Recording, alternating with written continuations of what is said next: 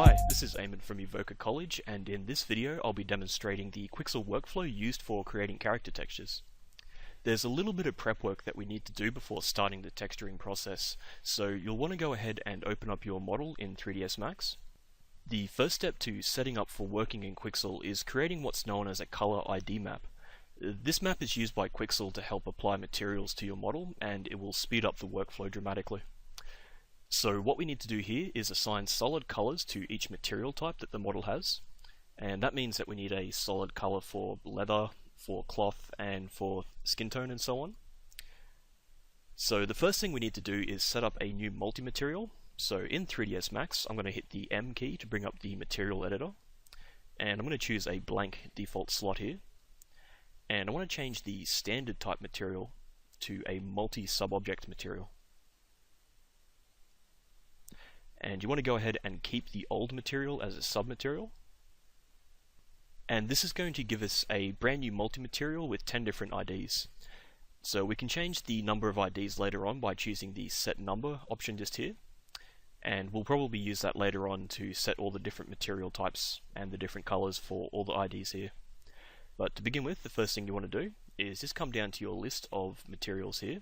And in the first value it's got number 3 default standard.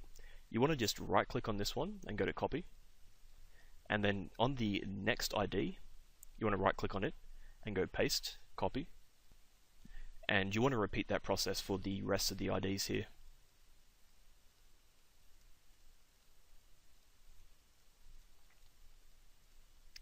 So we have our first 10 IDs set up now. Now what I need to do is just give these a standard solid color. So I'm going to click on this little box here, and it's going to open up the color selector here. Now I just want to choose a 100% color, so I'm going to go to the top left corner, choose a solid red, make sure the saturation is turned all the way up. This is going to give us a solid red color, and you want to just go down the list and assign different colors from the color palette here to each of these material IDs.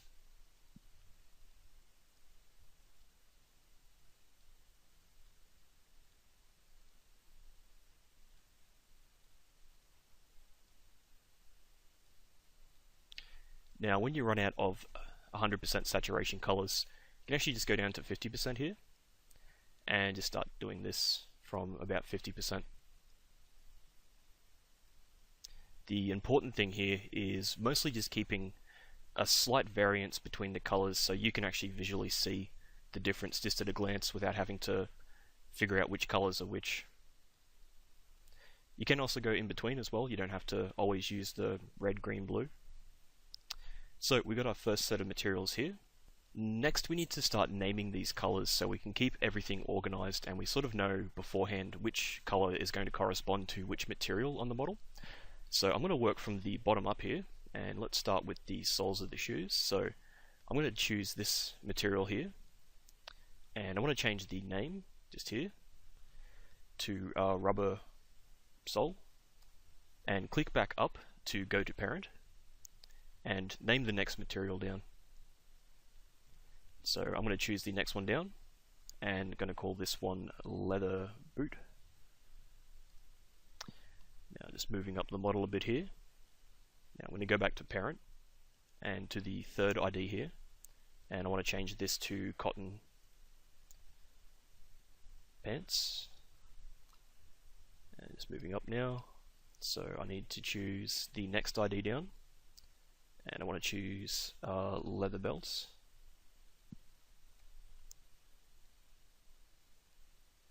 Metal buckle.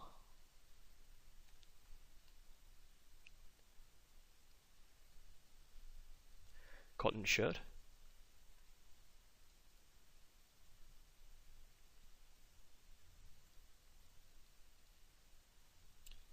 And next I'm going to go polyester jacket.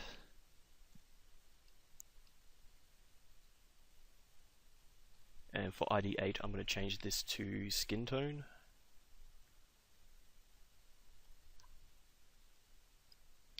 And that should be it for the moment for the body pieces. So let's just take a look at the head now. And there's a couple of IDs in here. If I just turn the wireframe off now, There's a couple of IDs in here which we need to change. So we need the hair, we need the eyes, we need the eyebrows, we need the lips, and we need the hair tie on the back.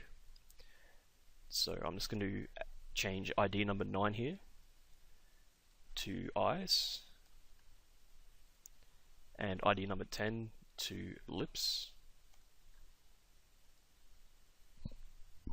So we'll need a couple of extra material IDs in here, so I'm going to change the number of materials to, let's say, 16, and that should give us enough to work with. And I'm just going to change these values here, so I'm going to make sure these are all different colors again. So I'm just going to work down the color palette and just add a bunch of new colors in here for these new IDs.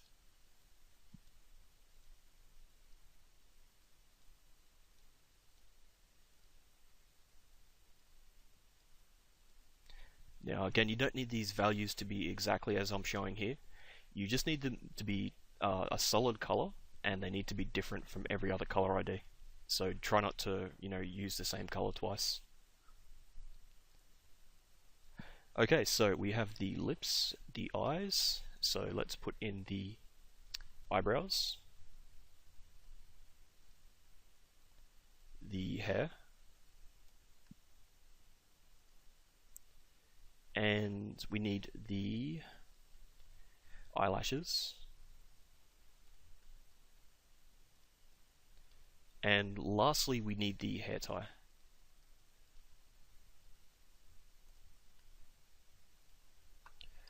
Okay, so you just want to go through and check that you've got all the IDs set correctly here, and I think that should cover everything. So the next thing we need to do is prepare this model to export into Quixel. Now we need to make sure that these two materials that are currently assigned to this model, which are the head and the body, are split up into different objects in the model itself. Now to do that, I want to select the model and go into Polygon Subobject here. And I want to go down to the polygon material IDs down here, and you may need to scroll down if you don't have your two panels pulled out like I do here.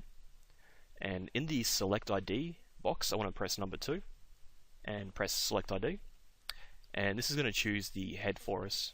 So now I just want to detach the head here by pressing the detach button, and we want to detach this as head. And next I'm just going to detach the eye caps that are here. So if I select the head object and go to element mode, and I want to choose these two eye caps here, press detach, just give them a name. Okay, so I'm just going to hide these now. So we should be left over with just the head objects and the body objects. So I'm just going to rename this to body. So now that we've set up our multi-material, we need to assign it to this object here.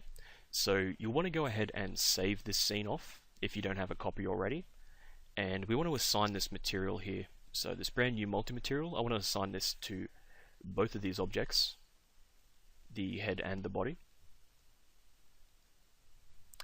And you're going to see it's going to look a bit crazy at first, but we're going to go through and start setting up these material IDs. So I'm going to start with the body first, and just work my way from the bottom again. So I'm going to start with the soles. Now there's a couple of ways you can do this, but I find that the quickest way of doing this is actually applying a unwrap UVW, going to the edit window and choosing from the UV clusters up here. So I find this is a better way of doing this. So I've got polygon mode turned on here, and I want to come to the edit window and turn on select by element. And just making a marquee selection, just want to choose the bottom of the shoe, and I want to control and choose the sides as well. So you can see now I've actually chosen the entire set of the rubber soles here. Now with this selected, I want to right click, convert to edit poly, and when I go back to polygon mode, it's actually going to pick that selection back up for me, and this is going to make it a lot quicker to set these IDs. So this is already set to ID number 1, which is the corresponding number in our multi-material here, so that's fine. So the next thing we need to do, apply another unwrap here, open up the edit window, and we need to choose the leather shoes. So I'm just going to remove this texture here, and I just removed the background texture by choosing this drop down menu here and clicking remove texture, And this just gets rid of that checker in the background. I just find it's a lot easier to see what you're selecting. So in polygon mode, I want to turn on select by element here, and I want to choose the first bit of the shoe, and I want to choose the back of the shoe here, and just go back to the viewport and just check that you've definitely got the right pieces selected here. So I'm going to right click, convert to, edit poly, go back to polygon subobject mode, and we need to set this ID to the leather boot ID in the multi-material, so number 2. So I'm going to change this value to 2 and press enter. And now that you can see that the leather boot ID has been assigned to this selection here. So moving on, I'm just going to turn off polygon mode again, assign another unwrap, and just keep working my way up the model here. So next I want to choose the pants. Just make sure select by element is turned on. Grab the 2 clusters for the pants. Just check in the viewport that everything's selected correctly, and yep, it is. So right click, convert to edit poly. Go back to polygon mode, and we need to set this to ID number 3. So over in polygon material IDs, I want to choose set the ID to number 3, hit enter. Next is the belts. So another unwrap, open the editor, find the belts, right click, convert to edit poly, and turn on polygon mode, and we want to set this to ID number 4. And for the next piece we don't actually need to choose a unwrap here, we can just go to element mode and choose the belt buckle, and we want to set this to ID number 5, press enter. Now I'm just going to go through quickly here and just keep adding unwraps, so you want to go through, maybe pause the video here, go through, select all your individual parts. So what you're trying to do here is basically assign color IDs to each of these pieces based on the material. So because this shirt is cotton, I want to change this ID to something else. So just as we named in the multi-material here, you want to keep going through and just selecting your parts, convert to edit poly, go back to polygon mode, and assign the corresponding number of your multi-material to this selection.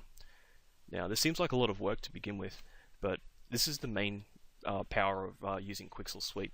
This will allow us to assign specific materials to each of these colors independently. So I can assign a leather material to the pants, a cotton material to the shirt, and tweak things independently, and it's really, really powerful. Although it does require a little bit of setting up, as you can see here. Okay, so for the body, that should be it. Once you've gone through and assigned all your different colors to all your different material types, you just want to go over and just check that everything's definitely covered. Everything's set to the right ID here. Okay, so I'm done with the body, and you just want to go over and make sure that everything's set correctly. And I'm going to choose the head next. So we can actually reuse color IDs, so I can reuse the skin tone on the face. So I'm going to do exactly the same process again, apply a unwrap here, open up the edit window, and I want to choose all of the face here by turning on select by element here. Grab the face, just make sure everything's good. I need to grab the ears as well.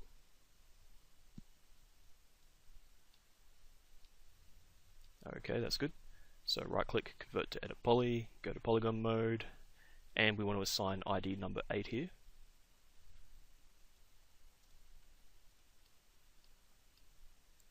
So next I need to get the hair, which should be ID number 12.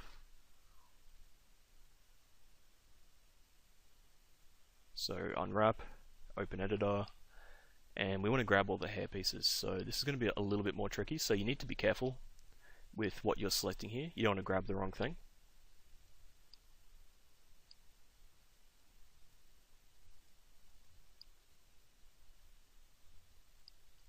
And just make sure that you get all of the hair pieces. Now your unwrapping may be a little bit different to this one, so you always want to go back to your model and check in the viewport that everything's selected. You can toggle between the wireframe by pressing F3 and just making sure that there's no parts missing. And just sort of take a quick look. Make sure everything's there. Yep. You can go back and change these IDs later, so it's not too drastic if you accidentally select the wrong thing. You just want to make sure that when it comes time to exporting this color ID, that everything's set up correctly. Otherwise you're going to have some crazy looking textures, so you might end up with like a skin texture having hair texture or something. So I've got my hair selected here. I'm going to right click, convert to edit poly, back to polygon mode, and I want to choose ID number 12. So set ID 12, hit enter. And the last thing I need to do, I think, is the lips and eyelashes. So I'm going to go to element mode for the eyelashes. And I'm just going to control click and grab these. So I need to set these to number 13. Press enter. And lastly, the lips. And we also need to do that hair tie as well. It's always hiding back there. So I'm just going to go through and add another unwrap here. Open up the editor.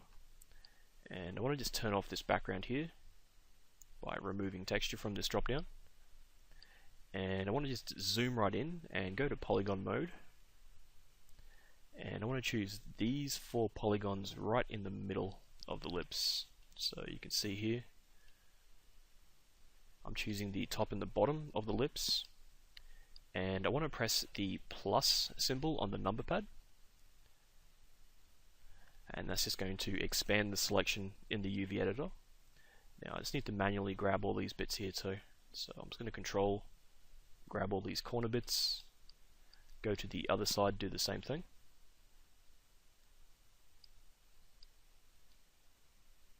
And just checking the viewport that the selection is in fact correct. Yes it is, okay. So I'm happy with this selection. I need to right click, convert to edit poly again, back into polygon mode, and I want to choose ID number 10.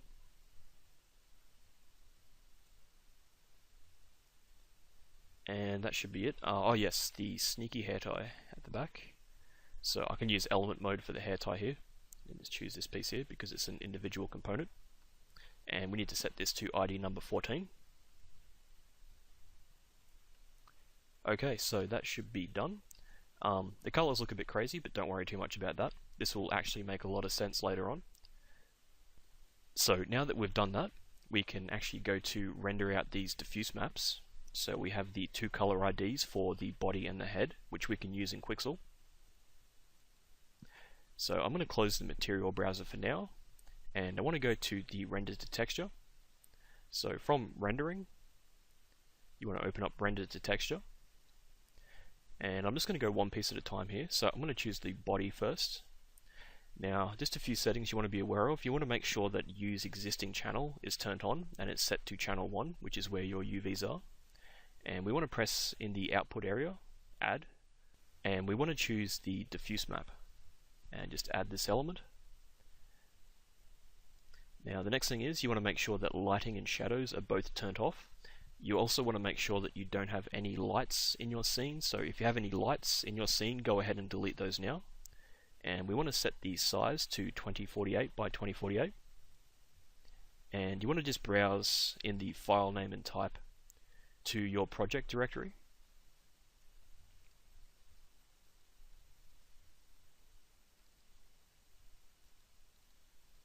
And we want to put this into where all of your textures are currently residing.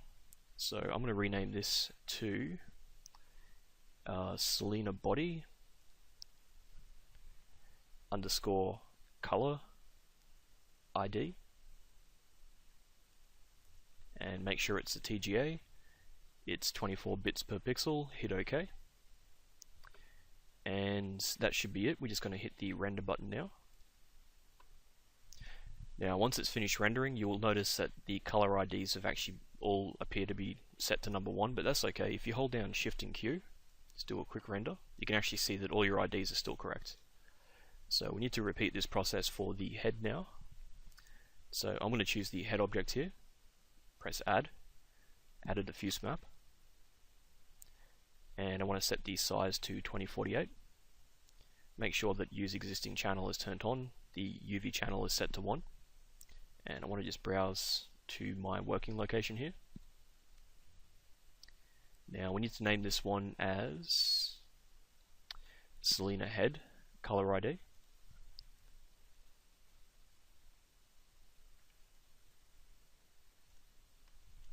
.24 bits per pixel, hit OK, and hit render.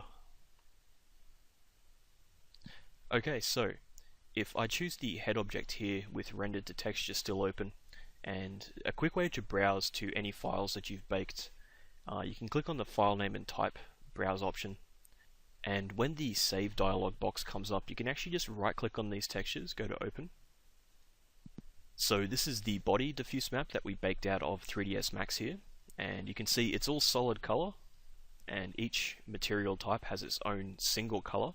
You don't want any gradation between colors, otherwise it's going to think there's different IDs, and I'll explain this more in detail later, and that will make a lot more sense to you.